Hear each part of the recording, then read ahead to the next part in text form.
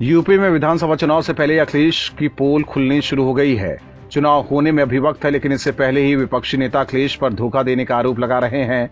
इस बार बीजेपी नहीं बल्कि बीजेपी के विरोधी कहे जाने वाले चंद्रशेखर आजाद रावण ने अखिलेश की मुसीबत बढ़ा दी है। दरअसल इस बार विधानसभा चुनाव में बीजेपी को शिकस्त देने के लिए समाजवादी पार्टी ने कई दलों के साथ साठगांठ किया, लेकिन जब टिकट देने की बारी आई तो अखिलेश ने खेल कर दिया। लिहाजा अब आजाद समाज पार्टी ने अखिलेश के खिलाफ मोर्चा खोल दिया है।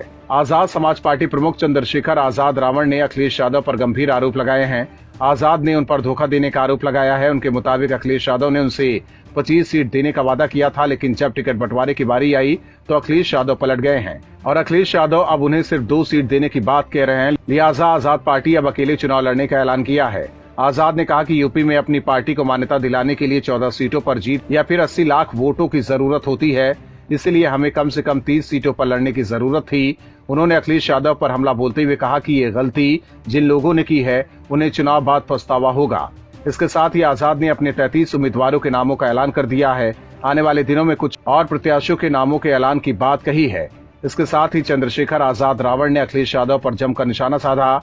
उन्होंने कहा कि वो मेहनत से सब कुछ हासिल किए हैं, खैरात में कुछ नहीं मिला है। आजाद ने कहा कि सुहेलदेव राजभर की पार्टी के प्रत्याशियों के आगे कैंडिडेट नहीं उतारेंगे। इसके अलावा स्वामी प्रसाद मौर्य के सामने भी उम्मीदवार न उतारने की बात कही है। उन्होंने अखिलेश पर हमला बोलते हुए कहा कि ये लोग ऐसे हैं जो चुनाव हारने पर ईवीएम पर ठीकरा फोड़कर घर बैठ जाएंगे। कुल मिलाकर देखें तो यूपी में चुनाव से पहले ही विपक्ष आपस में लड़ रहा है और विपक्षी नेता द्वारा इस तरह से अखिलेश पर हमला करना सपा के लिए मुश्किलें खड़ी कर सकता है। Bureau report, OMH news. और भी वीडियोस देखने के लिए चैनल को सब्सक्राइब करें और बेल आइकन को दबाएं।